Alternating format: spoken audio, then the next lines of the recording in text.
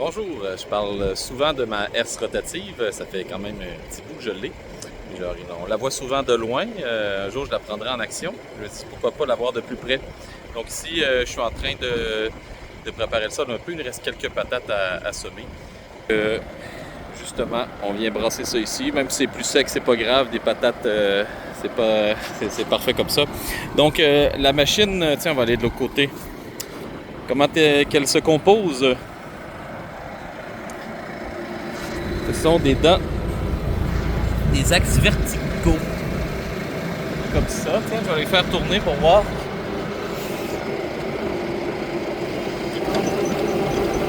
On va peser un petit peu sur le bouton. Normalement, il va pouvoir continuer. Ah ouais, c'est parti. Donc, c'est ça que ça fait comme effet. Ensuite, il me reste à être dans le tracteur pour avancer, évidemment. Une machine comme ça, normalement, ça évite de mélanger les horizons. Donc, ça peut être un problème si on veut enfouir des mauvaises herbes parce qu'ils vont rester sur le dessus. Et puis, le travail, normalement, ça fait un petit peu plus de motte sur le dessus pour éviter trop de battance. Et puis, la terre fine va être en dessous. C'est suivi d'une lame niveleuse, juste ici, qui va venir retenir la terre pour que le rotor puisse défaire les mottes. Donc, on peut ajuster la lame niveleuse pour tirer plus ou moins de terre, évidemment. Suivi d'un rouleau émoteur qui vient rappuyer le sol. Donc, comment qu'on ajuste la herse rotative? Bien, sur chaque machine, évidemment, le troisième point ici est très important. C'est ça qui va donner l'angle de la machine. Ensuite, à quel point est-ce qu'elle va aller profondément? Ça, c'est la goupille qui est là. Donc, le poids de la machine est sur le rouleau. Et c'est déterminé par la hauteur des rotors va être déterminée par cette goupille-là. Et ensuite, on peut ajuster l'angle parce qu'elle était à côté ici. Donc, si on raccourcit ça ici, on va venir descendre, avoir plus de profondeur ou moins de profondeur.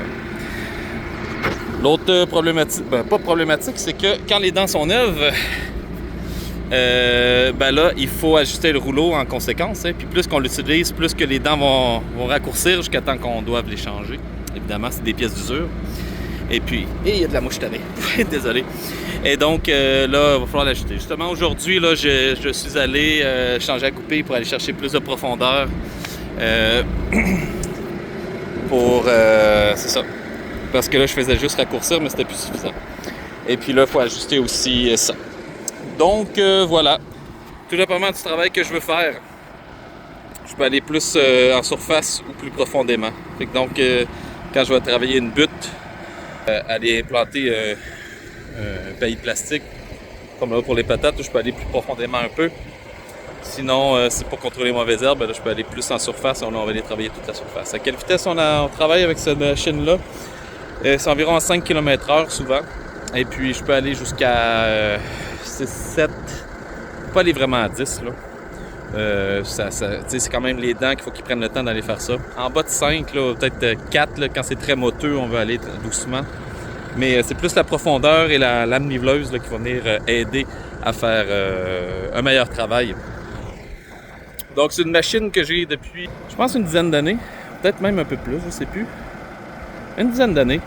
Très satisfait, je le prenais avec mon tracteur plus petit avant. C'est quand même un petit peu lourd, ça fait 2000 livres, à peu près une tonne. Et puis, très efficace pour le jardin. Je n'avais jamais vu en fonction avant de l'acheter. Je savais que c'était plus utilisé en Europe qu'ici. Mais pour le jardinage, quand on a un tracteur pour le tirer, là, intéressant. En tout cas, je suis très satisfait. Donc, c'est ça pour le tour de la herse rotative. Je ferai d'autres machines éventuellement. Salut!